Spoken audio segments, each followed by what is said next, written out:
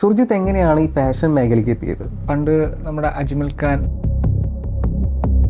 നമുക്ക് പറ്റില്ലെന്ന് തോന്നിക്കഴിഞ്ഞാൽ നമ്മൾ ബാക്ക് ചെയ്തിട്ട് നെക്സ്റ്റ് എന്താ, വാട്ട് ഈസ് നെക്സ്റ്റ്, അത് നോക്കിയിട്ട് നമ്മൾ തിരിയണം. റിവോൾക്ക. അതിന്റെ അർത്ഥം എന്താ? അർത്ഥമില്ല, ഒന്നുമില്ല. ഇല്ല.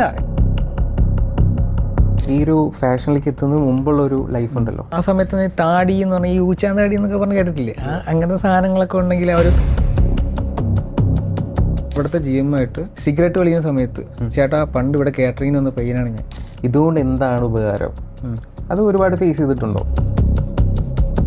ഇപ്പോൾ ഒരു ഹാപ്പി ലൈഫാണോ? ഇപ്പോൾ ഹാപ്പി ലൈഫാണെന്ന് വെച്ചാൽ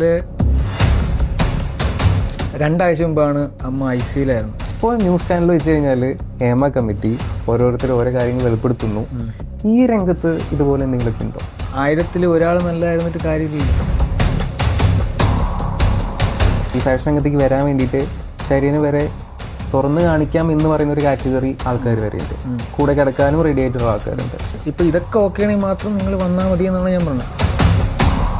ആമസോൺ, മിന്ത്ര, ഫ്ലിപ്കാർട്ട് ഇതിനൊക്കെ കാസ്റ്റ് ചെയ്യുന്നുണ്ട്, കാറ്റഗറി ചെയ്യുന്നുണ്ട് എല്ലാം. നമ്മൾ ഏത് കാറ്റഗറിയിൽ വരും നമുക്ക് ഗൂഗിൾ ചെയ്ത് നോക്കാം. ഒരു ഗ്രൂമർ, നല്ലൊരു പ്രൊഫൈലുള്ള അല്ലെങ്കിൽ നല്ല എക്സ്പീരിയൻസ്, വർക്ക് എക്സ്പീരിയൻസ് ഉള്ള ആൾക്കാരുടെ അടുത്ത് പോവുക. അപ്പോൾ അന്ന് ഇത്ര സോഷ്യൽ മീഡിയ ആക്റ്റീവോ ആരും ആക്റ്റീവ് അല്ലായിരുന്നു, വർക്ക് ഷെയർ ചെയ്യാറോ അങ്ങനെ ഒന്നും ഇല്ലായിരുന്നു. ഒരുപാട് വീട്ടമ്മമാരുണ്ട്. അതെ, അവർക്ക് എങ്ങനെ ഇതിലേക്ക് എത്താൻ പറ്റും? ഇപ്പോൾ സത്യം പറഞ്ഞാൽ കല്യാണം കഴിഞ്ഞ മിക്ക ആൾക്കാരും ഈ മിസ്സിസ് കാറ്റഗറി പേജൻസിലൊക്കെ മത്സരിക്കുന്നുണ്ട്.